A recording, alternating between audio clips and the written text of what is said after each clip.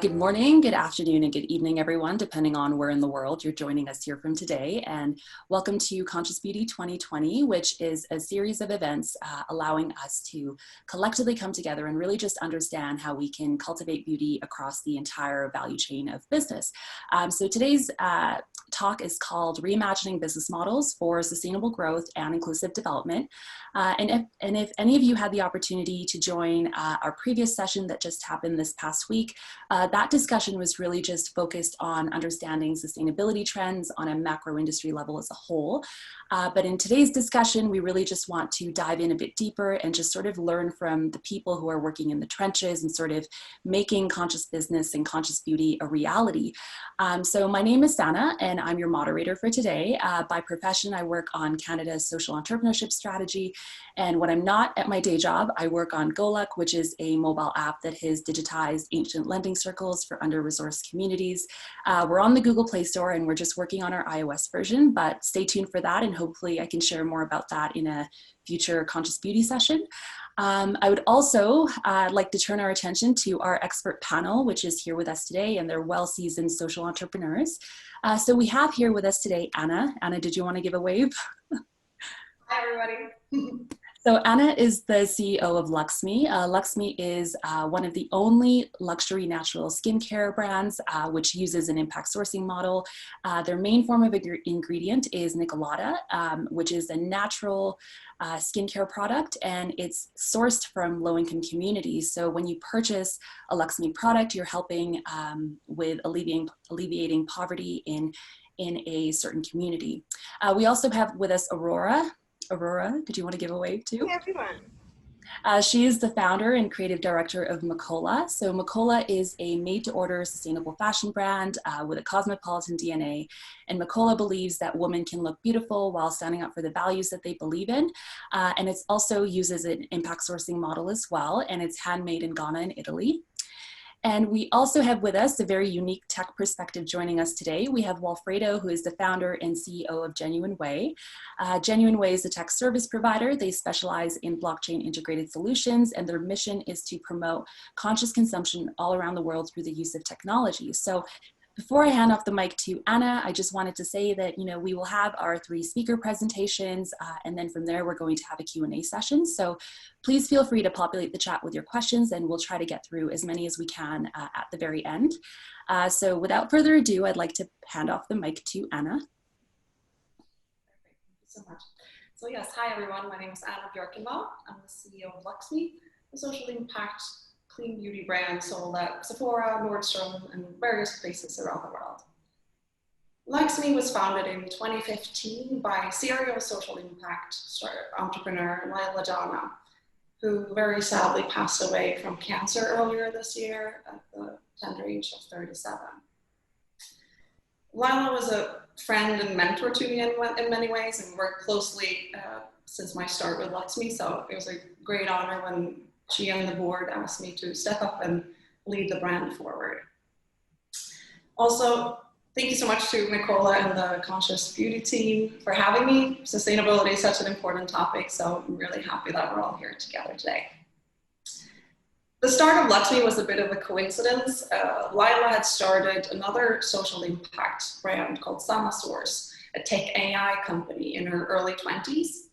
And it's now one of the largest tech employers in East Africa, based on the simple idea of connecting underprivileged communities with the developed world through the highway of technology.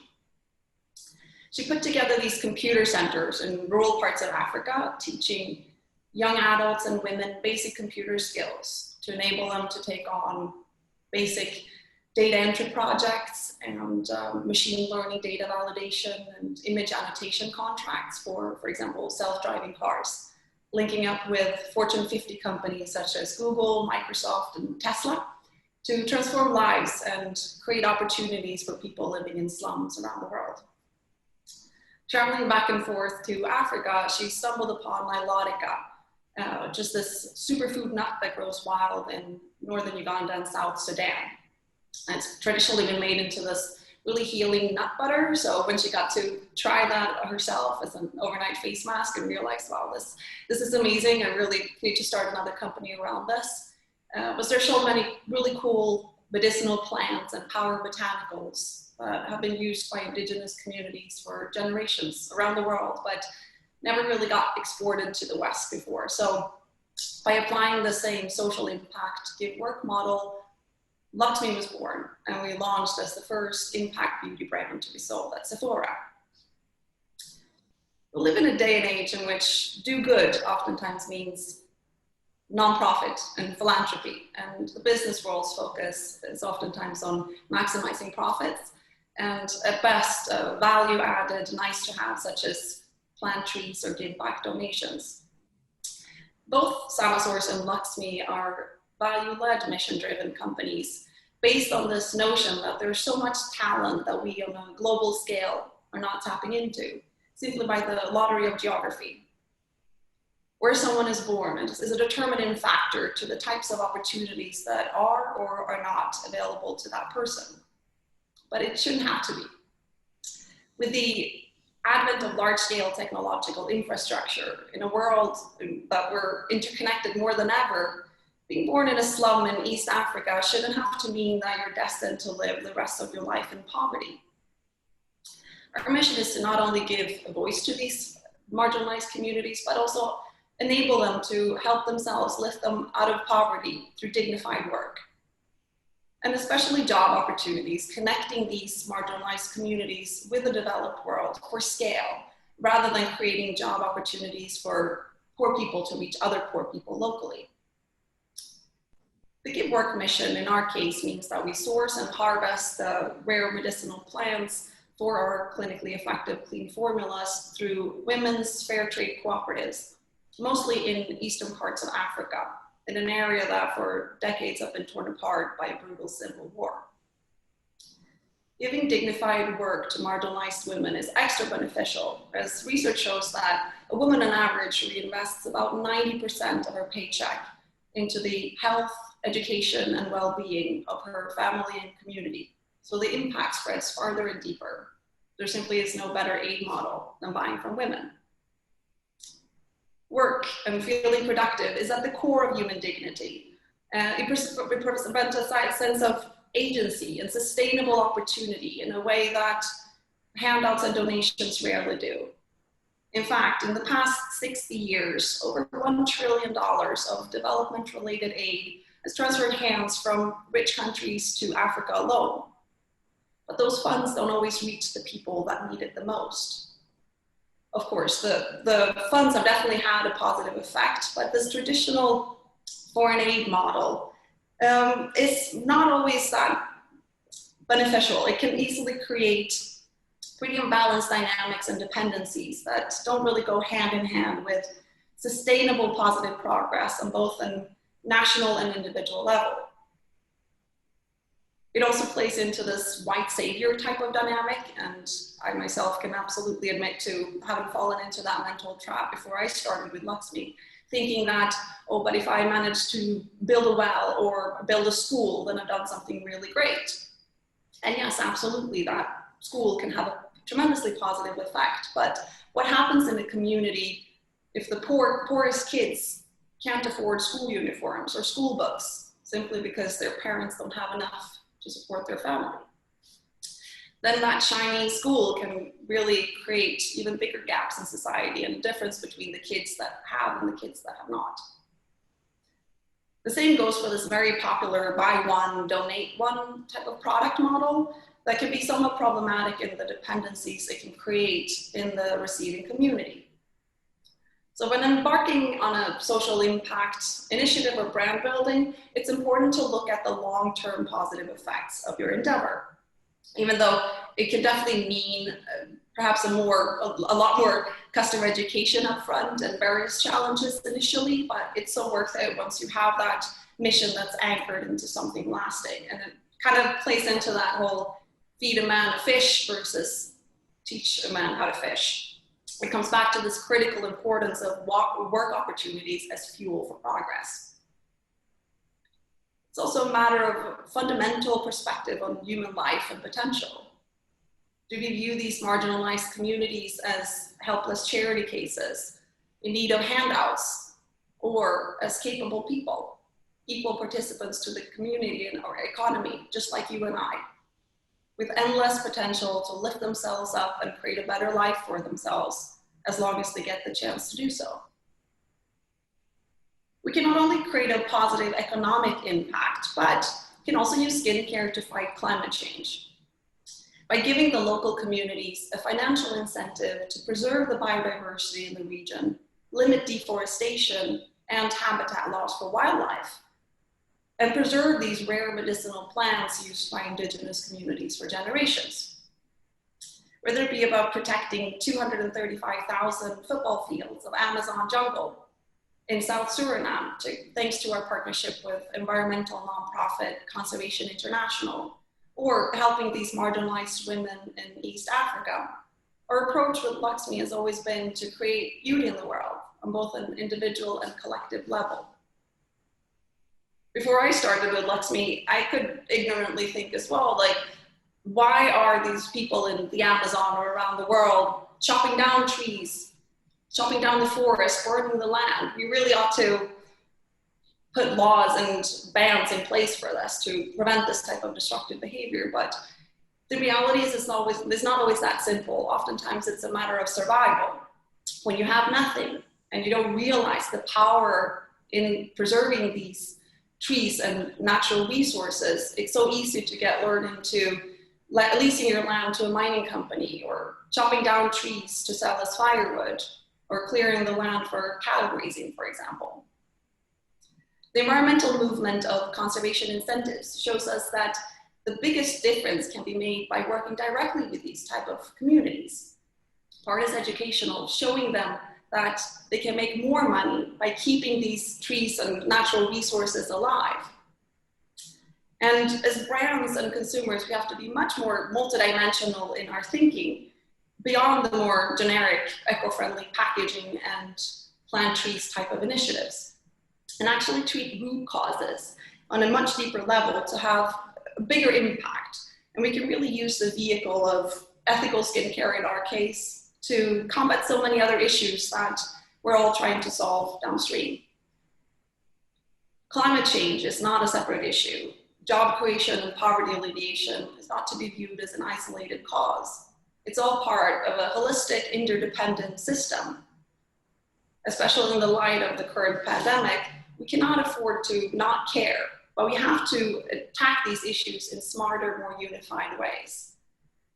Businesses have a responsibility here, and we see the need for using ethical skincare or social impact and compassionate consumerism to find more innovative ways to create positive change.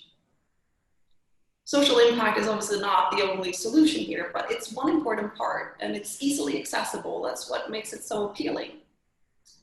Especially in a world in which most tangible things one can do to fight climate change on an individual level means limiting one's way of life. For example, drive less, fly less, eat less red meat, and so on. So this is an empowering model for the individual consumer to fight global poverty and climate change through something as simple as his or her daily skincare habits, or whatever your business might be about. In this marriage between social impact and business, though, it's obviously important to not have the success be based around the mission alone, but on the quality of our products in Lakshmi's case, or for example, when it comes to SamaSource, and the quality of the projects delivered. Especially in the clean beauty world, for the longest time, clean skincare meant suspiciously smelling, underperforming products in hippie type packaging. But at Lakshmi, we really stand by the notion that you shouldn't have to choose between a product that actually works, is nicely designed, feels luxurious to use, and does good in the world. For people thinking about starting a social impact enterprise or venture, it's important obviously to not cut corners in the product or service that you're offering, but also view the social impact mission in the holistic way it is. It can definitely give you a very important competitive advantage when done right in the long run. Lila built businesses that can serve as a model for a multitude of industries and showed that there's absolutely a way for modern corporations to do more. Business and doing good don't have to be diametrically opposed, but can and should power charge one another to create lasting positive change on a global scale. For corporations, that means going beyond the CSR initiatives, looking through your entire supply chain and business model to see how you can use that as a vehicle for a do-good mission that's more than skin deep. Starting whatever industry you're in, look at social causes and issues in society that you care about and see how you can weave that into the core of your business in a long-term way, the vendors that you work with and the partnerships you might create.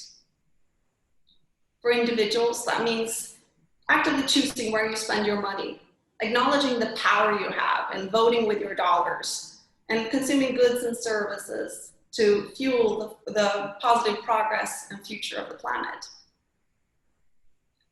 During her short but intense life, Lila lifted over 50,000 people out of poverty through the social impact model and accomplished more during her brief time here than what many people bring about in a lifetime. I often wonder what she could have accomplished if she would have had the chance to live until her 80s or 90s. At Luxme, we keep on growing and evolving the mission, and we're so happy to see more and more people and brands realizing the power of social impact and conservation incentives beyond the generic greenwashing, eco-friendly packaging, and snazzy marketing campaign.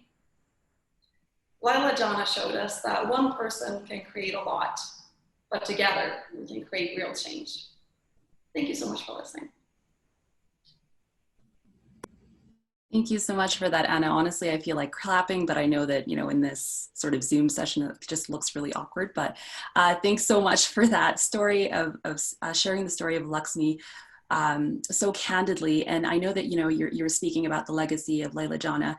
And I had this conversation with Aurora just a while back, and we were talking about how, you know, yes, she may have passed, but she has inspired thousands of other Lila Janas who are going to continue the mission of conscious business. So, I mean, that's the way that I like to think about her legacy. There were two really interesting things that really stuck out about your talk for me. And the first idea was the notion of impact sourcing, about, you know, how when you go into the communities where your products are being sourced, that you're adding value to those communities, and how, you know, when you are a social entrepreneur, you really need to, you know, yes, think about your target market who is buying your products, but at the same time, hold as equal, if not more weight to the communities that are producing your products as well. So that's something that definitely stood out for me. And I know that, you know, with our next speaker, I want to ask you more questions, but I promised that we would leave questions until the end. So let's turn it over to Aurora, who is also, who is the founder of Maakola and also uses an impact sourcing model as well. So the floor is yours, Aurora. Thank you, Sana.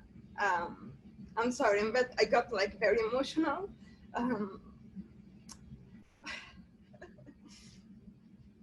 As Sana said, we are a generation of social entrepreneurs who look up to Leila for the last 10 years. And I can feel her presence here. So first of all, thank you so much, Anna, for joining us. And it's amazing what she has done. And everything that I'm doing today is because she inspired me. I started as well in the nonprofit space, and then slowly I shift to Maakola, which is a for-profit company following a model that take in consideration the social impact as well as like the environmental one. And you know, the reason why I think both like Leila and I had to do like this shift is because the nonprofit world is not sustainable, and we're in a place where as you said, as consumer, we have the power to decide how we want to change the world. And while governments and while policies are not in place to create a more sustainable world, that's something that we all can do. And so what I've done with Maakola basically is start like loving the clothes that I wear, not only for the way that they look, but for where they come from and for the people that I'm able like to empower and for the footprint that I leave for the generations to come. In 2015, I was in Ghana when I organized the largest hackathon that happened on the continent. And during that time, I discovered the amazing talent of like Ghanaian tailors. In Accra, you can see like tailors in every corner of the street. And they're there, they work like night and days because Ghanaians love to have tailor-made clothes. And so I fell in love with the African prints, and I fell in love with the style, with the talent of these tailors. So they started like making some of these African prints, African outfit that I wore for my events and conferences, and everyone like loved them. They loved them for the colors. They were like very attracted by the pattern, but what really like got them was like the story behind. And because I was like so in love with where they were coming from, I couldn't stop talking about the meaning of the fabric and what that meant for like Ghanaian tailors and what that meant like for the environment. And so slowly I basically started scaling up my wardrobe. It went from like making my own clothes to create like a fashion line that take in consideration sustainability onto access. One are the stakeholders involved, and one is like time and space. So if we look like who are like the stakeholders involved, you can look from who produce like clothes and like who wears them. So it's like from producer to consumers. But then if we span like in time and space, we can look, for example, at African prints. African prints come from the Dutchies. The Dutchies, first of all, like colonized like Indonesia. They fell in love with the batik technique. And then they tried, when they colonized like West Africa, they tried to bring batik to West Africa, but it didn't succeed. So then they work with like local communities, and they kind of absorb some of the local tradition of capturing like patterns that tell stories into like their fabric. And so they created what are called either like Dutch wax or like African prints, and are like some, for example, like the fabric that I'm wearing is one of this from Vilisco. And the idea behind like this pattern is that there was always like a message that was about either relationship, building a family, or like traditions that wanted to be passed on from one generation to the other. So there are patterns that talk about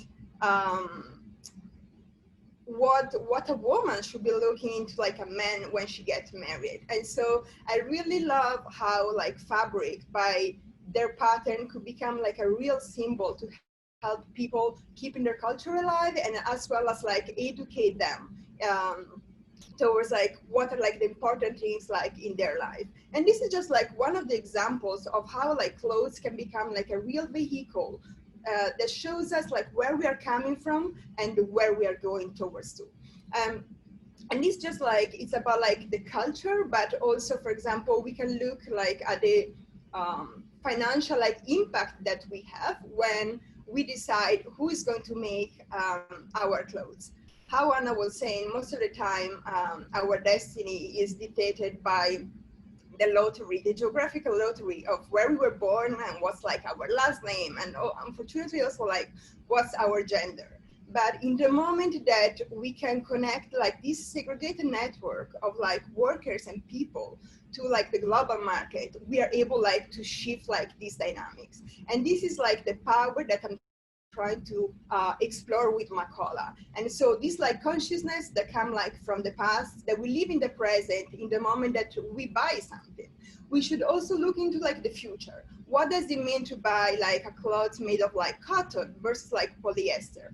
For example, we know that like cotton is like 100% like recyclable, while like polyester like doesn't.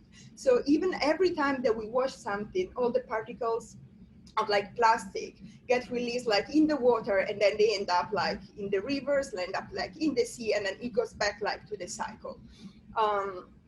Climate change the travel industry has a smaller impact on climate change than fashion. And sometimes I catch a lot, before Corona time, I used to take around like 9-10 flights a month, which I know like is very bad. But if you look how much like the fashion industry affect like climate change, is like much bigger than the travel industry.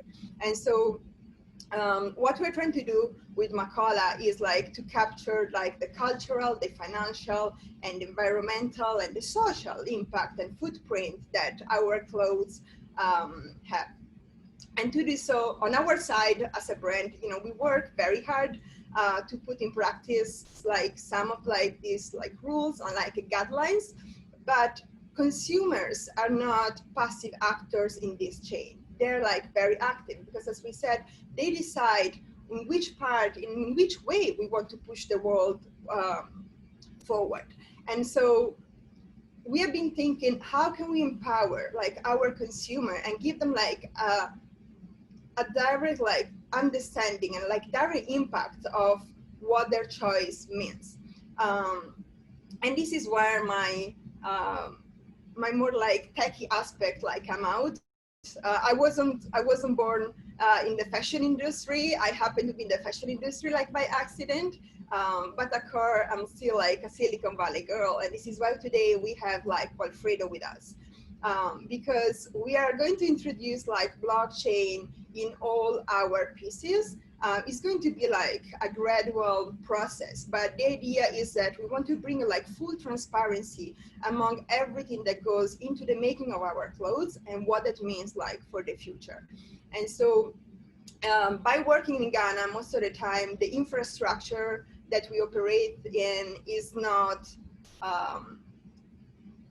structure or is not part of like the formal sector. And so we are working like on the ground, trying to like digitize some of the practice that are already like happening and bring all of this to like blockchain. So when you will buy one of our like garments starting like next month, you will be able to scan like our QR code, and inside you can see like who is your tailor, what are your clothes made on, like what's like the story of it. And so this is like the consciousness that we trying to collect and like pass it on to the consumer, so the consumer that can make like the conscious choice of deciding what to wear. And also we should ask ourselves, what's the future that we want for our kids, for like the future generations. And this is what is very exciting for me, that fashion is just like one of the aspects, or one like in the industry that can really like benefit by this shift of like thinking from like business model that used to like put like profit first to a more like holistic approach. Because every time that we make like a choice that goes like against the environment, that's not cost free. There's gonna be like someone else who's going to pay for it. Every time that we buy a $10 shirt at Zara, there's someone in Bangladesh who's paying with their life our choice. And so I think it's time that we can bring this like collective consciousness together and start making better choices, as well as like I think this like adds value to what's like beautiful, because we can feel like much better when we know that no one has been harmed, or nothing is going to be like nothing is going to pay a price for like our choices. Wonderful. Thanks so much, Aurora. And I promised Aurora before the event started that I'd pick on her, because I feel like this is so important for our attendees to know.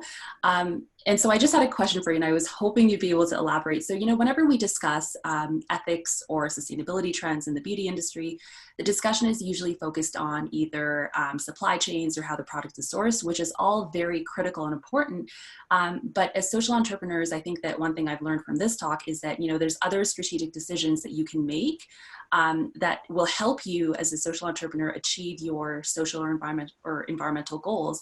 And so I love how Maakola has done that. And I was really hoping if you would be able to talk about why your company doesn't do seasonal trends. You guys have a very different model. You tell the story of each one of your different pieces. You have a completely different approach to how you market your pieces, and how that contributes to your social and environmental goals. And I'd also love for you to talk about the whole renting component of how people can actually rent your pieces as well. Thank you, Sana. So most of the time, sustainability is treated as one single like point of view, that can be environmental or it can be like social.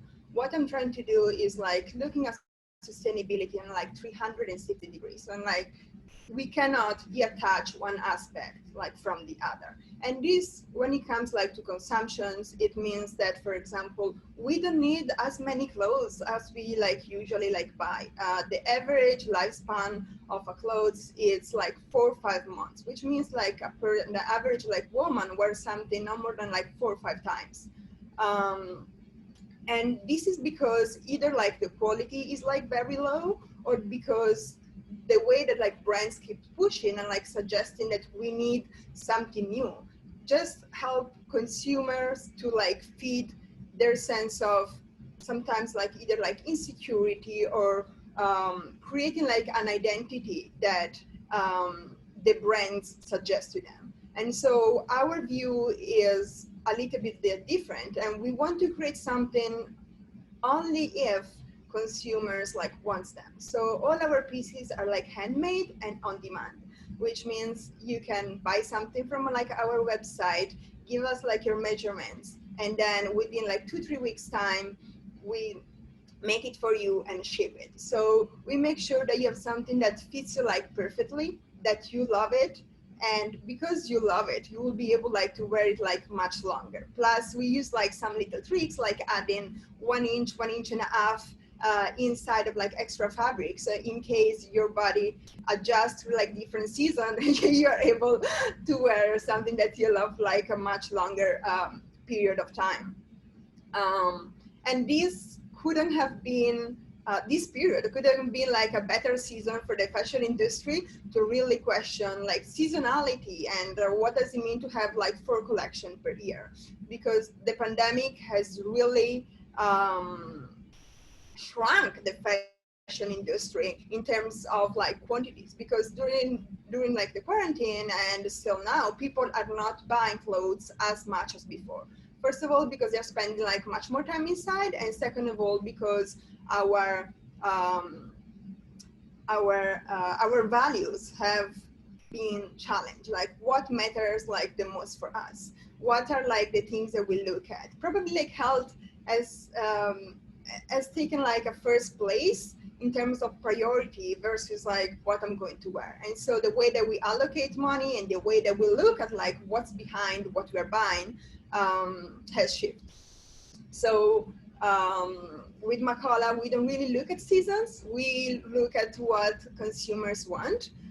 We also like to use like social medias to learn from our consumers what makes them feel good. So sometimes we run like small questionnaire or like poll to understand how women feel like the best in like during like business meetings, or what are the things that they look at versus, for example, like qualities, like colors, practicality.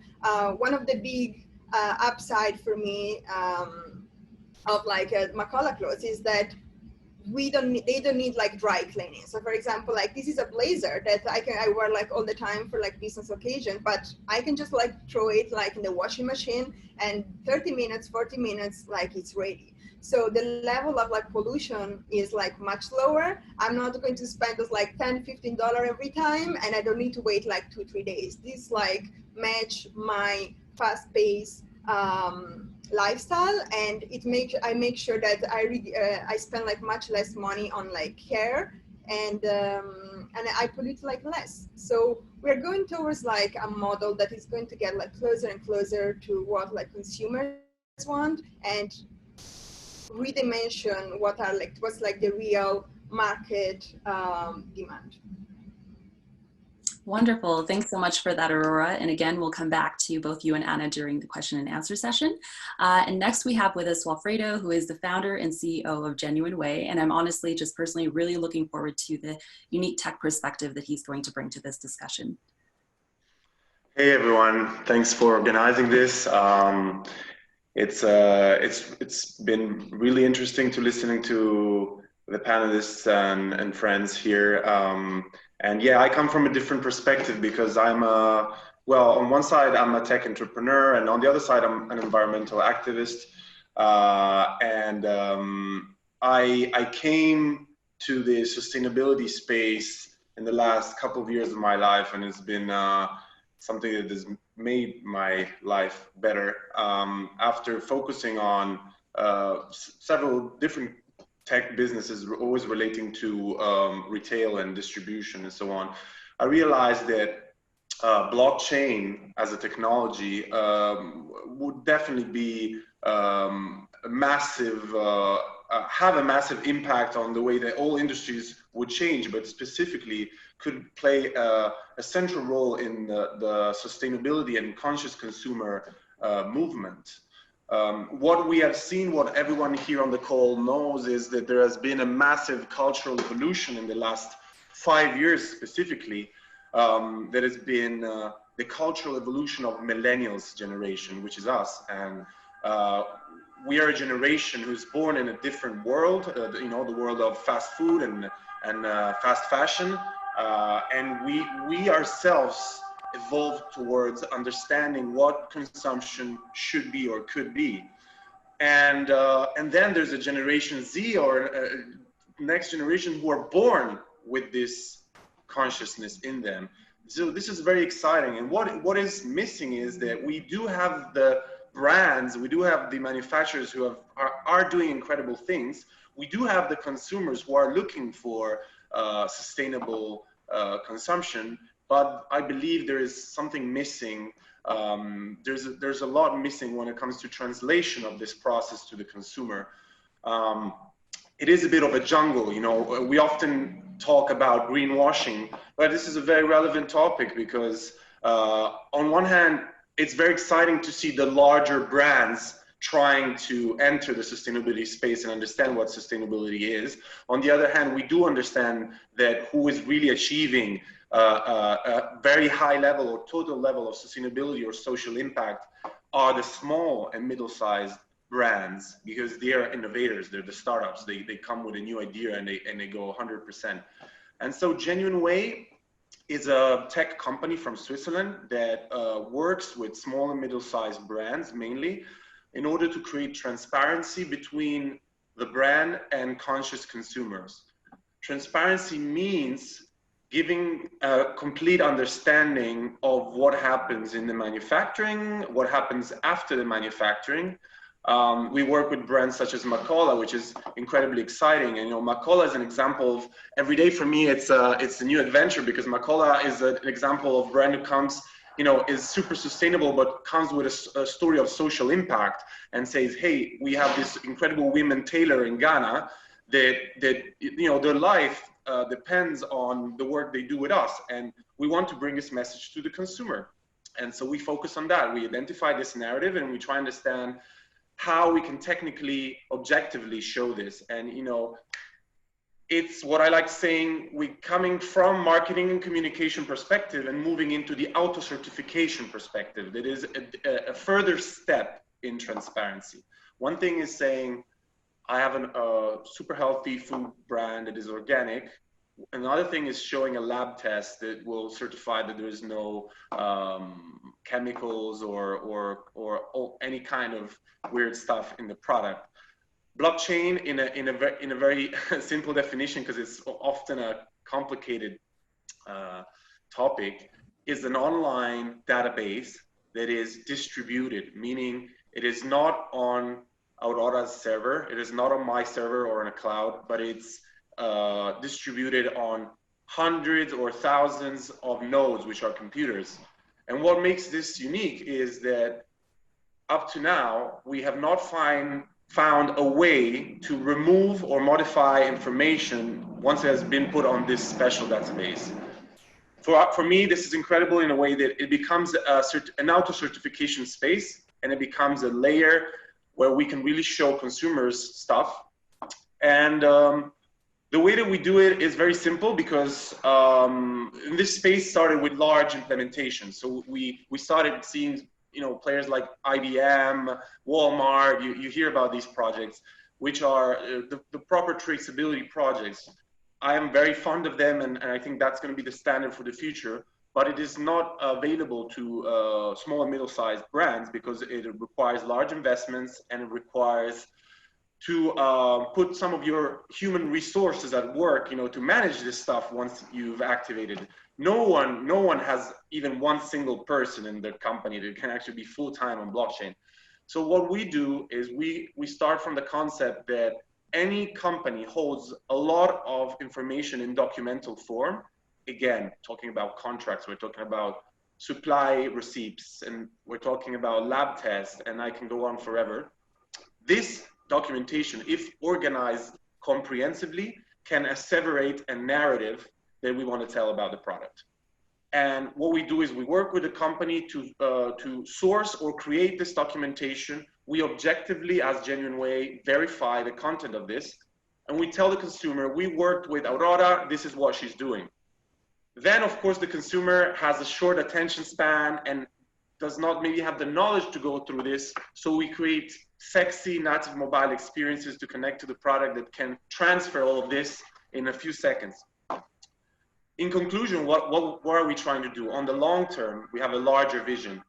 We're trying to create a community, mostly European community of conscious consumers.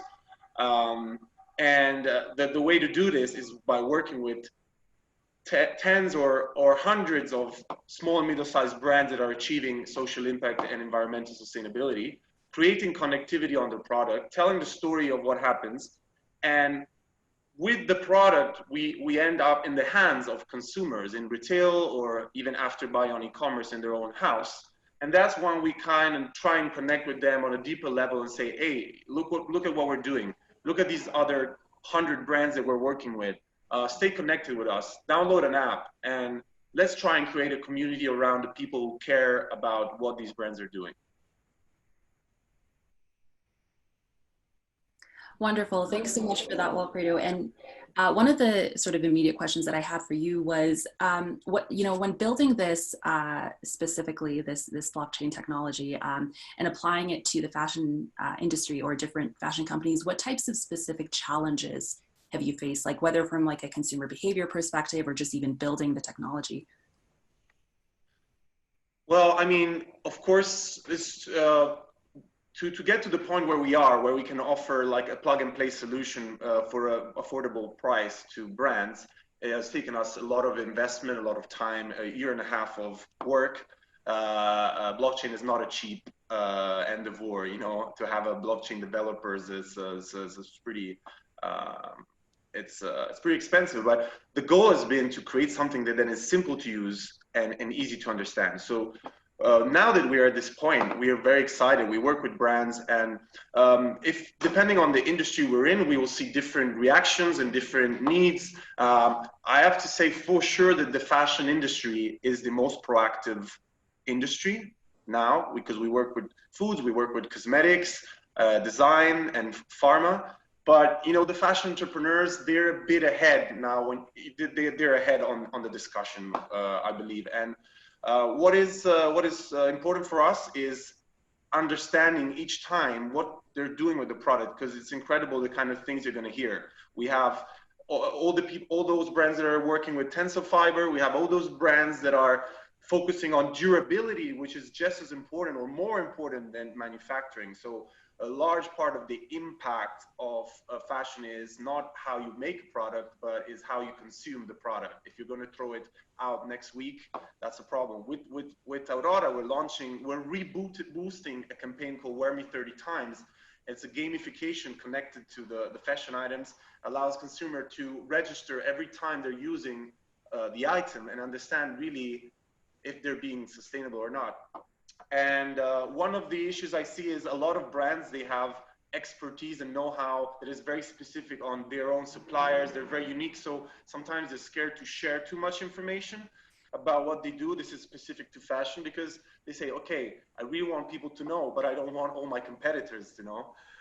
So this is one issue we work with, but we always find a clever way to show, tell the consumer what we can, all that we can tell them.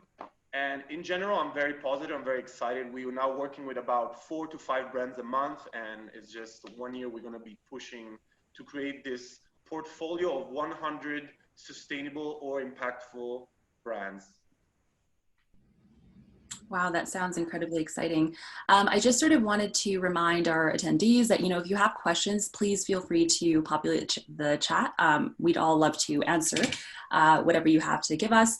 And so while we're waiting for our attendees to populate the chat, I just sort of wanted to keep the discussion going. And I wanted to just open this up to anybody who wants to answer. So who do you feel are your customers? And do you really believe that, you know, consumers are actually like, you know, make a conscious effort to learn about the difference between authentic and inauthentic products? And how interested are consumers about buying ethically and sustainably?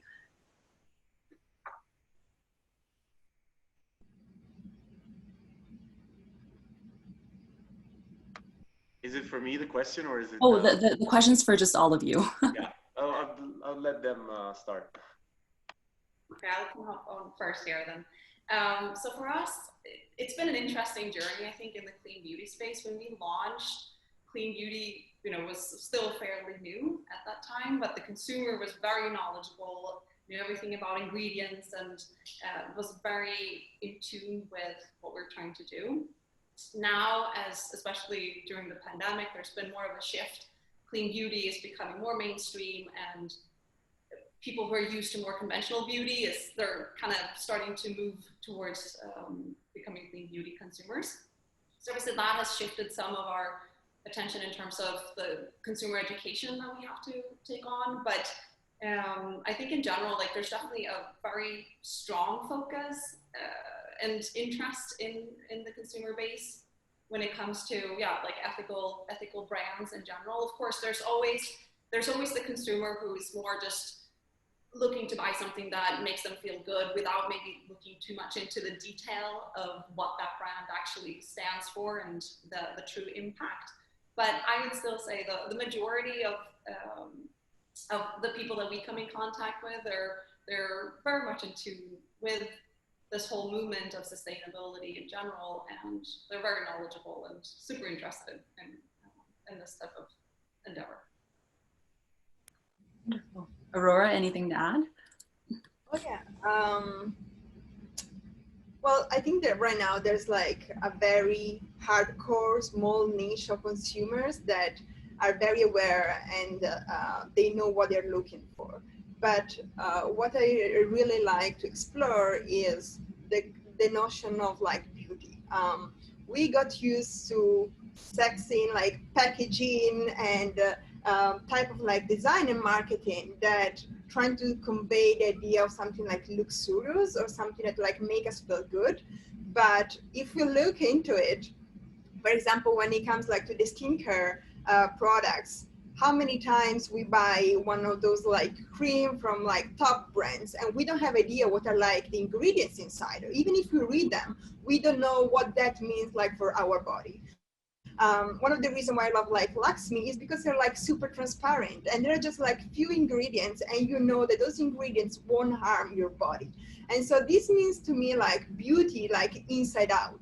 Or when you buy like a $2,000 like fancy bag, you would never think of the face of that poor person who was probably like underpaid to make something that make you feel good. And that's not beauty. That's like the nasty aspect of this industry that we need to flip around. And so this is why we are here today, and this is why I'm like super excited to have like more of these conversations. We have the responsibility as brands to provide like more tools to consumers to understand what's behind, and so we can, and this is how we can move from building like business models that are still abstract, or we haven't seen like the whole capacity and what does it mean to implement them on a bigger scale, and like slowly make them like a mass like market movements. This is why Lakshmi has done like a tremendous job from shifting like a small like product like source like in Uganda and like in Kenya from like specific like ingredients to like mass market like store. You can walk into like Sephora, you can walk into like Nordstrom, and you see something that like is good for yourself. So we're slowly taking over an industry that is not as regulated as I would like to see. but we have the power to change it. Wonderful. So this is a question that's directed at both Maakola and Lakshmi. So, you know, Lakshmi or Anna, I'm calling you Lakshmi. So Anna, you spoke about impact sourcing, you know, which is something that Laila Jana did with Samasource, and she also did this with Lakshmi as well, which is the entire idea where you know, add value to the communities where you work, you pay more than fair wages and that type of a thing. And one of the really prominent things about Samasource was the entire idea of de-skilling work so that people with low levels of literacy are able to take on that work. So, you know, with both Maakola and Lakshmi, have you guys had to either de-skill work or upskill your workers for them to be able to, you know, do the work?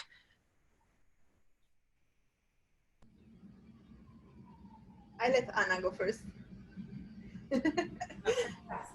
I think in our case, obviously, like Samasource is a little bit of a different beast as they working in the tech AI space, and obviously in that level, there's a lot more computer training and that sort of stuff that goes into it. So they definitely approached it in a different way from us.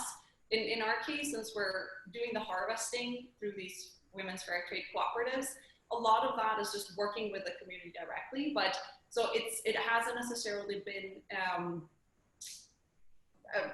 a skill in terms of like the actual job being performed, but more in the educational part of showing these people, like I mentioned in the speech, is like showing them that actually preserving these natural resources is a way for them to make money in the long term. So it's more like of a mind shift in that way rather than actual skills, I would say. Wonderful. Aurora, anything to add to that? Yeah, so we are experiencing both. On one side, it's very important for us to help our tailors, which are not only in Ghana, to connect them to the final customer, to help them understand their place in the global market. We have to talk about globalization, but is not truly unleashed in a way that we would like to think of it. So, for example, I will always remember the day that I had to meet President Macron in Accra. The tailor was preparing my pants for the outfit that I chosen for that day, and I told him, thank you so much for making these pants. Thank you so much for helping me wear something that I really love, because this is an important occasion. And it was so disconnected to him, for him, how the two things can go together and the importance of his work. So big part of the responsibility and the work I'm trying to do is trying to connect talent with their own power, help them to discover what does it mean to have those type of skills. And most of the time, the reason why they cannot grasp it is because it has a meritocracy, and meritocracy doesn't apply in every place in the world, and as well it's not financially recognized. Another good example is when we did the outfit for Tulsi Gabbard. I worked with 4 different tailors, 2 in Ghana and 1 in Italy. And so I approached them with pictures of her, explained that she was a presidential candidate in the US. And there was this connection between their work and why are you coming to me for this? And because I know how good you are, I trust you, and you deserve this opportunity. We can make it happen together. So this is not just about the recognition that these people can have in that specific moment, but I also like to think in the long term. So for example, with Maakola, we are looking forward to implement a model where our artisans will be able to own part of Maakola's shares. So some of the tailors that we work with, they are part of what is usually considered the bottom of the pyramid. But I believe that because of their talent and because of the work, there's a way for them to pass it on to their kids, something that is going to keep value over time. I would love to think that some of the tailors will have enough like Maakola's shares, so their kids of their kids of their kids will be able like to buy a house or to go to school because of the work that was done like before. So this like really means like restructuring and connecting like dots on like so many levels. This is another reason why like technologies like blockchain are very important, because they help us to enable and create like mutual like relationship um, between like producer, consumers, and the talents and the financial like recognition. On the other side, our tips. Our tailors are like specialized on different type of garments, so we constantly go through different phases where we help them like to upgrade their skills and understand why they need to upgrade their skills.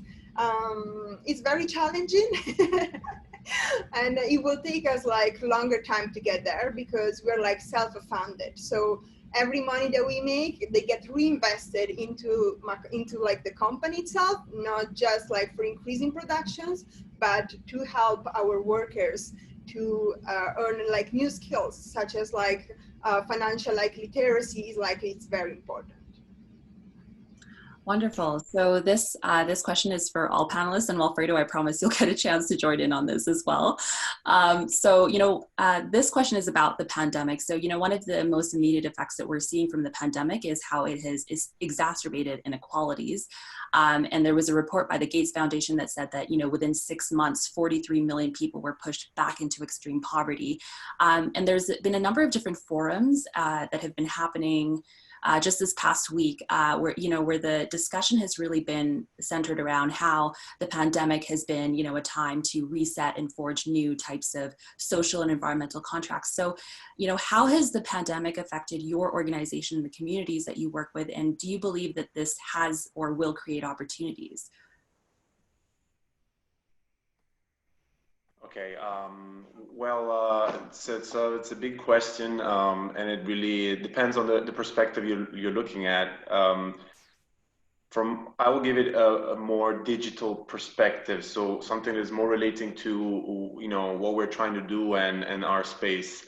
For what concerns digital, you all understand that the pandemic has been a massive acceleration tool in every possible way. I come from businesses such as e-commerce, delivery, in the past, or as an investor, and what we've seen is in the last year is unprecedented. It's just massive adoption, massive conversion of physical to digital. And I was on a panel this morning about reinventing fashion retail, so literally talking about physical spaces in fashion stores, and that's all about to change completely. And there are some new paradigms, new rules on why should I go to a physical space to buy something? What is the value added of leaving my house and going to a shop to buy something? All this kind of stuff from this point of view, and especially from the point of view of what I do, because what I do is related to convincing people that the next digital revolution is the digitalization of all physical objects. Then the pandemic has been very positive. I think it's one of the very few positive sides of this. So I give this as something that has helped us walk through and develop towards somewhere where we're going, even if we don't want to. It's the future, but I'm sure that from the social point of view, that there has been massive, terrible consequences in isolating people even more and creating even more disequality. Anything to add, Anna or Aurora? Yeah, I can hop in as well. I can say that for all of us, this pandemic has obviously been a tremendous challenge in so many ways. For us, the immediate part of making sure that workers are safe and that the company is at a stable level. Luckily, we've always been mostly a digital brand, but still having retail partners that has obviously been a shift for us. I think though, what we've seen is also like it's been an interesting shift in the market. I think more consumers are really gravitating more towards brands now with meaning. They're realizing that the products and the products that they put on their skin and on their bodies, from the clothing that they're wearing and all of these different products and services that we can consume, I think we're all seeing that like we want something with more purpose. So in that way, the space for us has been really positive in that way, and a lot more people have discovered Lakshmi through this pandemic. But then obviously, I'm not gonna lie, it's been a very challenging 2020 for us, with Lila passing at the end of January, and then I was getting thrown into the CEO seat shortly thereafter, and then 2 weeks later, the pandemic hit. So obviously for a small brand, losing so much of the infrastructure that we had in place then, it's been a challenge, but I think it's been also just like it has been for all of us in a way. It's like a control alt delete and a time to step back and regroup and think things through in a much deeper way. So still optimistic about where we're going as well. Obviously there's a lot of upheaval and changes in society going on right now, but I do think that it's all coming together somehow. And I think there is definitely an opportunity for a lot more brands to come out with a more deeper purpose behind them, and the consumer is definitely hungry and ready for that. Wonderful. Anything else to add, Aurora? Well, I want to be positive. We've always seen like the best innovations come from the most challenging like times in history. And so this pandemic plus the social injustice that the world is facing right now has a chance to help everyone, from like consumers to brand, to really question what's like our purpose and how we want to contribute to this. So I'm very looking forward to see what are going to be like the results of this time. We will probably see in the next like 2 years. Yesterday I was in New York and I was working like on Fifth Avenue, and most of like the big like stores are up like for rent. And it made me smile. I'm like, finally. I don't believe like in these like models. I don't believe that so much money should be put into prime like real estate in that way. So the system has like definitely broke down, and now it's like time to rebuild. So this is probably like an invitation for all the entrepreneurs, and also like for all the people who are maybe like listening to us today, to rethink how do they want to contribute, what's the world that they want to live in, and what we can all do for that. Wonderful. Thanks for leaving off on that note, Aurora. I feel so sad because there's so many just really heavy and interesting questions coming out of chat, but unfortunately we are also running over time. So I just want to be cognizant of everyone's time. And, I encourage all of our attendees to stay tuned, because we hope to have more conscious beauty events in the future, and we hope to find a way to involve all of you. So thanks so much also to our panelists. You guys, thank you for just letting us into your stories as social entrepreneurs. It's personally been very beneficial for me, as I'm sure it has for our attendees as well. And thanks so much, everybody. And I'm signing off. Goodbye.